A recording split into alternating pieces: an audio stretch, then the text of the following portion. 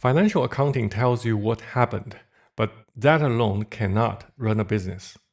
So why does SAP Controlling exist, and what problem is it actually solving? That's what this video is about. Hi, I'm Ben. On this channel, Ben explains enterprise systems. I explain how enterprise systems work, beyond tutorials and transactions. Let's start with a simple observation.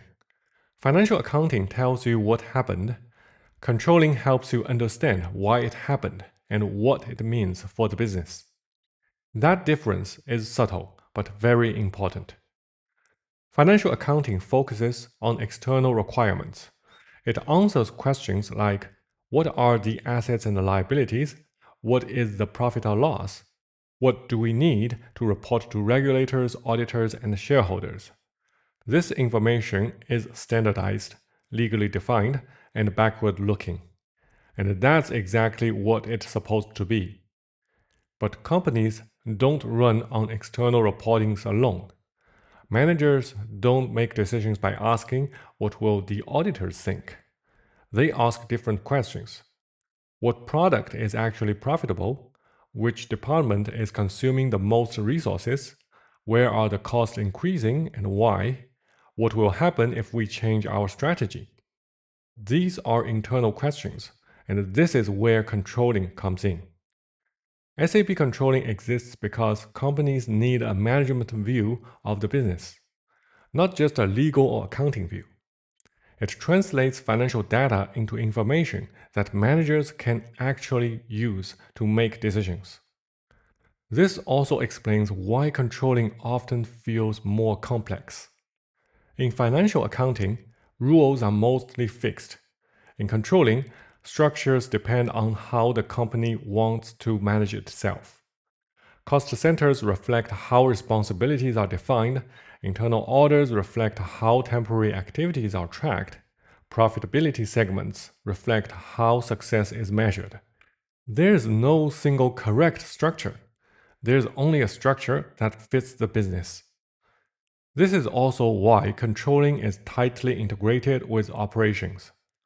Costs don't appear out of nowhere. They are caused by real activities.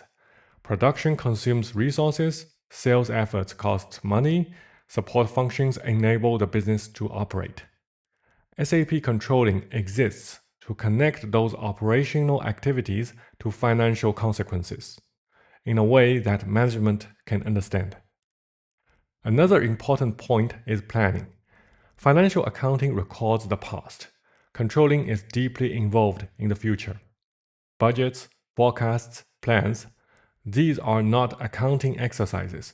They are management tools. Controlling provides the framework to compare what was planned with what actually happened and to understand the difference. At this point, it becomes clear why controlling cannot simply be replaced by reports. It is not just about data, it's about structure, responsibility, and decision-making.